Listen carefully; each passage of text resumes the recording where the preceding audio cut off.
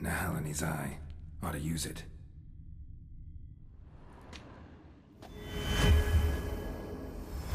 Interesting.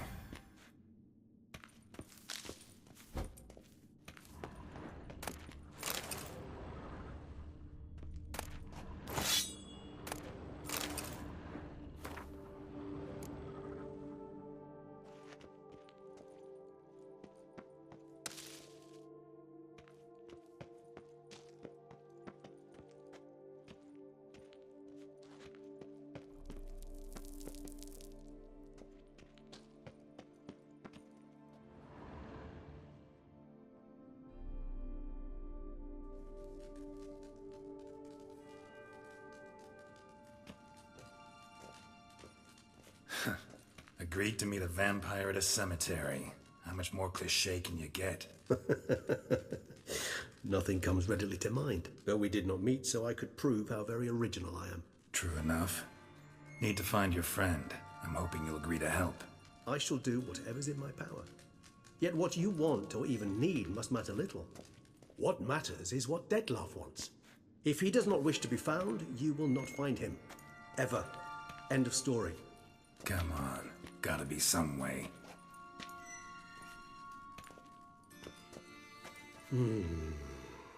Vampires can evade detection by the senses, and no divination magic works on us. Even the most precise megoscope would be useless. And this? Could this help? Wherever did you get that? Off one of the beast's victims, found by a bend in the river. Body was chopped in pieces. 3 of those pieces were hands. Hand with the ring seemed the odd one out. Abruxa had taken an interest in it.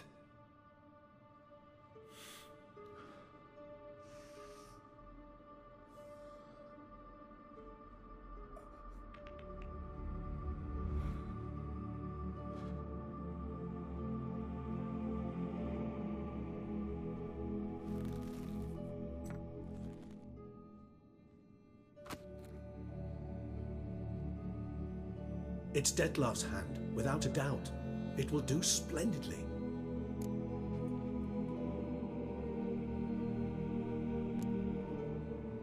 Ring's pretty intriguing. Made of no metal I've ever seen. And the ornamentation. It comes from our home, where we lived before the conjunction of spheres. It's actually mine.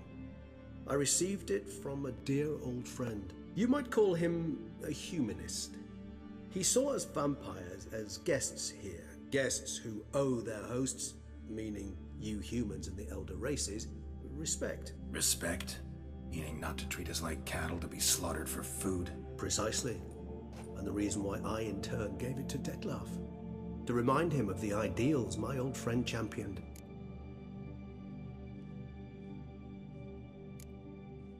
Can't you just summon Dettlaff?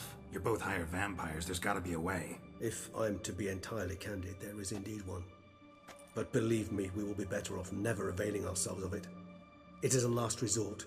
Absolutely. Last resort? The hell? Why? There is a being who can summon Dettlaff. Possesses the authority, even the power, to force him to appear in a given place. But the very act of contacting this being, well, it's akin to walking a slack line extended over a chasm filled with molten lava. An exercise as perilous to me as it would be to you. A risk I'm unwilling to take. I beg you, let's do it my way. It will be both quicker and easier. The hand. What do you plan to do with it? You've heard of Kovinaris' theory of tissue memory retention. Rings a distant bell. Read about it in Alchemia Oblitera. There's a copy at Kaer Morhen, tattered, nearly disintegrated. But if memory serves, Kovinaris never managed to prove it worked. He did prove it, just never managed to publish his findings. He and I corresponded, you see, after we became friends. Thus, I know he completed his research and performed the first tests.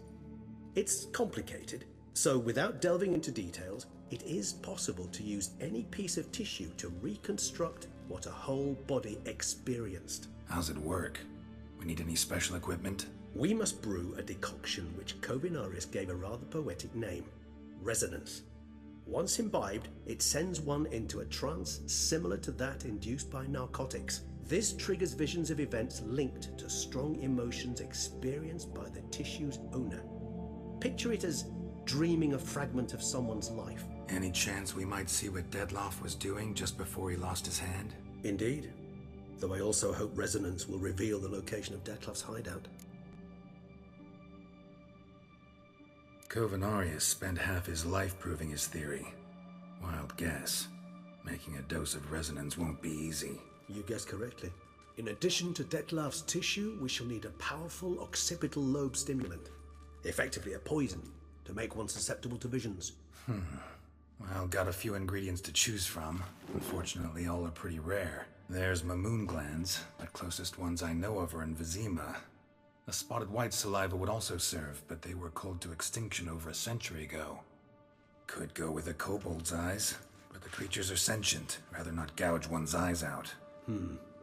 Given that we lack the time to sleuth this out ourselves, permit me to summon some help.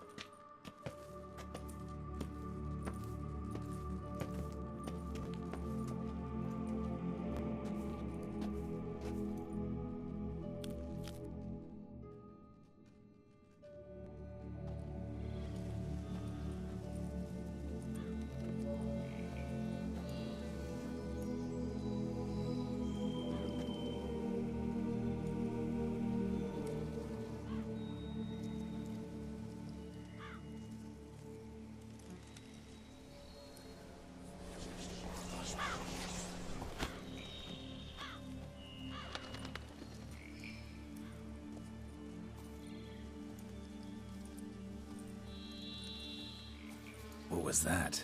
A raven? Rather a common sight at this latitude. Very intelligent fowl. I asked him to look for the creatures you mentioned. Him and his brethren. Perhaps they'll find one in the area, and I would hazard that a flock of ravens will spy any said creature faster than a solitary witcher would. With all due respect to your skills, my friend. It will take them some time, nonetheless, so perhaps you'd care for a snifter of mandrake. Not really in the mood for your concoctions.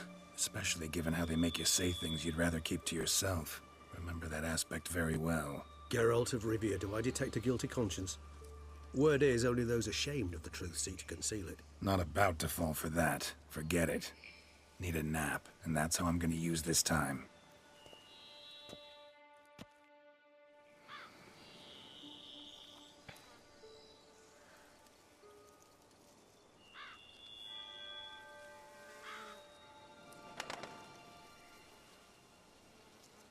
Ever vigilant, even in his sleep.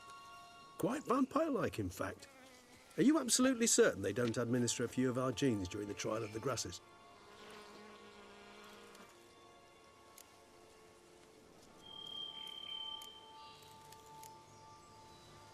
Far as I know, none. Now what you got for me? You were right. No kobolds or mamoons for miles around. Knew it. Allow me to finish. You see, there's this spotted white. It haunts an abandoned residence in the Caraberta woods. Impossible. My brethren hunted down every last spotted white before I was born. Then it seems you must revise your knowledge of spotted whites.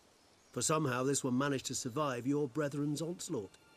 It seems I know this home it haunts. Recall a tale about it. Locals believe the place cursed. Perhaps that's how the white survived entirely unmolested.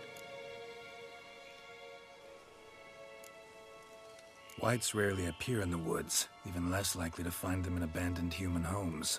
They inhabit remote wildernesses, old abandoned cemeteries. What's your point? This might not be a spotted white after all. Your little helper might have made a mistake. I sincerely doubt it. Ravens are devilishly intelligent creatures, and they've highly developed observational skills. What exactly did they observe? The area around the estate, it's covered in spoons. Spoons? Spare me the skeptical smile. I'm but the bearer of this news. Or perhaps this spotted white is a hoarder, or the spoons are somehow related to the curse. Know anything else about this curse? I don't recall much in particular. Really don't attach much importance to such things. It was mentioned to me as an anecdote, no more. Come on, search your memory. Something, anything could be important. I believe it had a relation to hunger, or perhaps greed, rapacity. Someone was punished for something. Textbook definition of a curse, pretty much. Sorry, Geralt. I try not to clutter my mind with the details of every far-fetched tale I happen to hear. What are your thoughts? A specimen of a species thought long extinct, and a curse in one place. That a coincidence, or are they related? Ah, professional curiosity. Personally, I've nothing against you delving into this dilemma, but please remember we need the White's saliva. Nothing beyond that. Let's do this. Start making your decoction while I go get some saliva from that White. Uses it in its brews. Do you imagine the White will simply sell you some? Worst case scenario, I'll bring you its salivary glands. They ought to do as well.